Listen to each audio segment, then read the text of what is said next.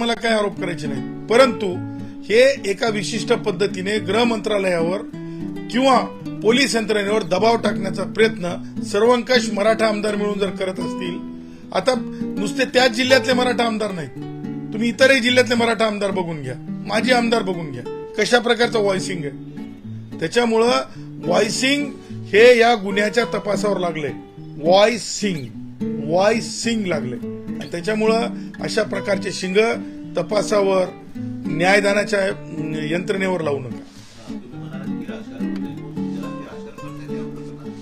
मला एक सांगा, आमची मुलं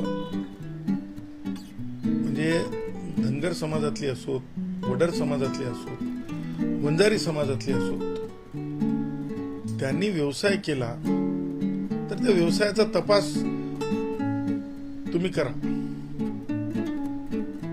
आमच्या मुलांनी ट्रक घेतल्या तर त्याचा तपास कधी व्हावा, तपास कोणत्या गुन्ह्यांमध्ये व्हावा, ईडीचा तपास आहे का, इन्कम टॅक्सचा तपास आहे का, इन्कम टॅक्सची नोटीस आहे का.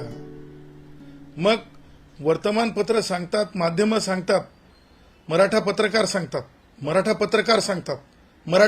सांगतात की हे फ्लॅट आहे, या फ्लॅटचा तपास करा आणि त्याच्यानंतर ताबडतोब ही मालमत्ता कशी, ती मालमत्ता कशी. त्या खुनाचा आणि मालमत्तेचा काय संबंध आहे?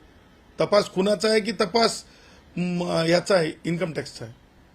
त्याच्यामुळं दुःख या गोष्टीचं आहे की उद्याच्याला जर एखादा हॉटेलमधला वेटर जेवण देऊ लागला तर असं कोणी म्हणू नये, कोण समाजाचा वेटर आहेस तू, मला जेवण वाढणारेस. ही अशी परिस्थिती जी आहे महाराष्ट्रात जरंगेच्या कार्यापासूनच सुरू झाली. ज्या प्रकारे मला सांगा, एसआयटी तिथे होती ना, जालन्यामध्ये एसआयटी नव्हती का? तिथेही एसआयटी होती.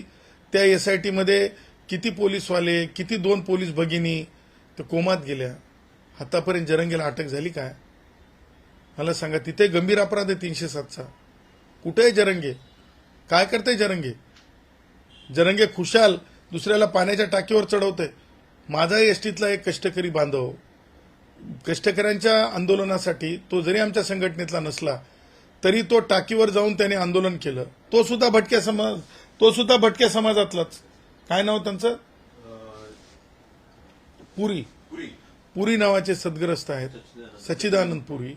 त्यांना बडतर्फ करण्यात आलं टाकीवर जाऊन आंदोलन केल्यामुळं.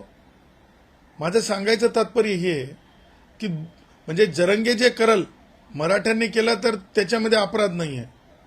त्याच्या पुढे जाऊन जर टाकीवर गेल्यामुळं नोकरी जाऊ शकते, तर टाकीवर उभा राहून आंदोलन केल्यामुळं धनंजय देशमुखवर गुन्हा दाखल झाला का? लॉ अँड ऑर्डरची परिस्थिती निर्माण केली म्हणून किंवा आत्महत्येचा प्रयत्न केला म्हणून गुन्हा दाखल झाला का?